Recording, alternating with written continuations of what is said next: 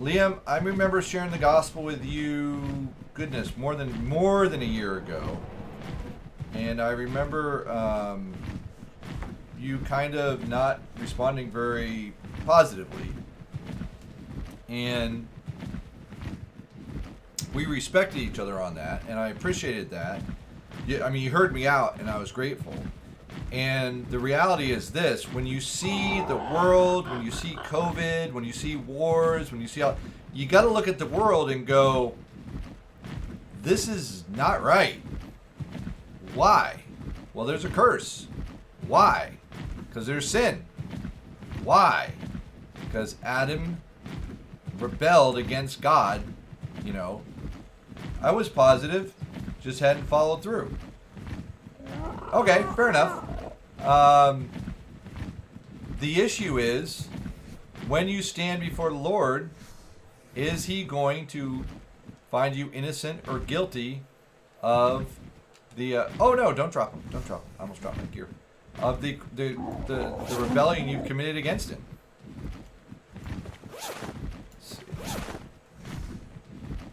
So, I want to see you in heaven, dude. I want to see you. I want to see those you care about.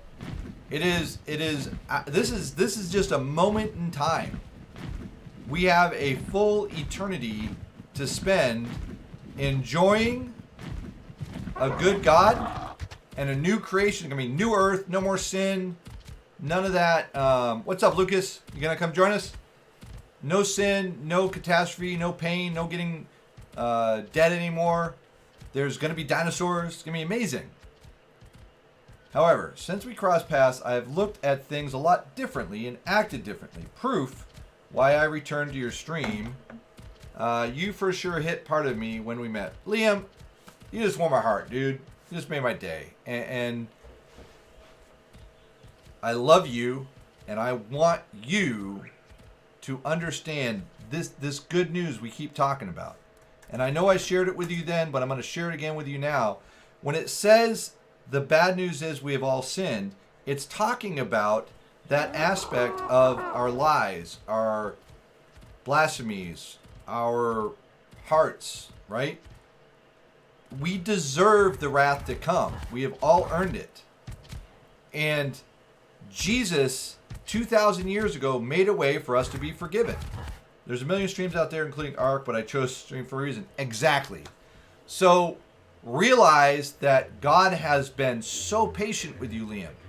He has given you an opportunity to stay alive, even though technically speaking, after one sin, He should just strike us dead. But He's long suffering. He's patient. And He does not want you to die and be subjected to His wrath. He doesn't want that. So He makes you an offer. He says, repent, have a change of mind, and put your faith and trust in Jesus Christ, and you will be saved from the wrath to come. And the problem is, you don't know how much time you have. Today could be your last day. You've been blessed with all this time since we talked about it before. And you've come back here today, and I'm still preaching the same gospel. Why? Because it hasn't changed. 2,000 years.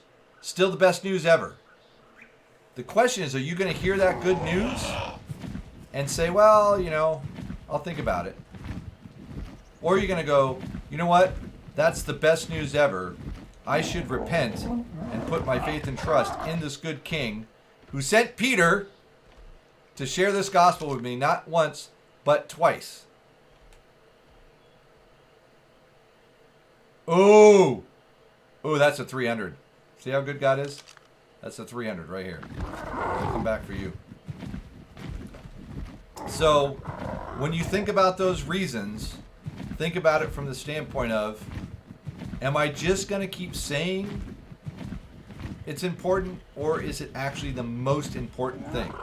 Truth be told, I shared the story with others about the courtroom with someone who was being accused of something, but had 14 people saying they were there and it didn't happen. What? You lost me, buddy. Sorry. I know we talked about a courtroom. We talked about the courtroom of God, where it says you stand before God, you're guilty, you've admitted you've sinned against Him, and you can't pay. So what are you going to do? Well, he's going to have to throw you in jail, but somebody can come up and pay the price for you so you can be forgiven. You can be legally dismissed because somebody else has paid your fine. And that's what Jesus Christ did on the cross 2,000 years ago. The story about people saying Jesus did not do those things, but a handful of people saw that. It wasn't a handful. We're talking thousands. Okay, he literally eradicated sickness in Israel, in Jerusalem, completely eradicated it. Raya, do you have your what do you call it? One of these guys? Do you have one?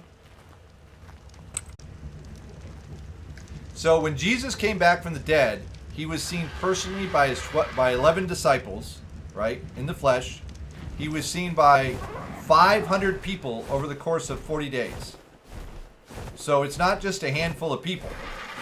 It's thousands of people saw his miracles, and 511 people at least saw him walking around after he was raised from the dead. That's pretty incredible. So, Liam, today is the day of salvation. Repent, have a change of mind, and believe that Jesus is who he says he is, and that he has done for you what he says he has done. When he says the debt is finished, believe it. It's actually finished. I can show you a really good spot for ticklers. A lot of spots. Thank you, Liam. I know you know art very, very well. I don't need that. I need you to know who Jesus Christ is really, really well and trust him for your eternal salvation. It's the most important thing that you need to do.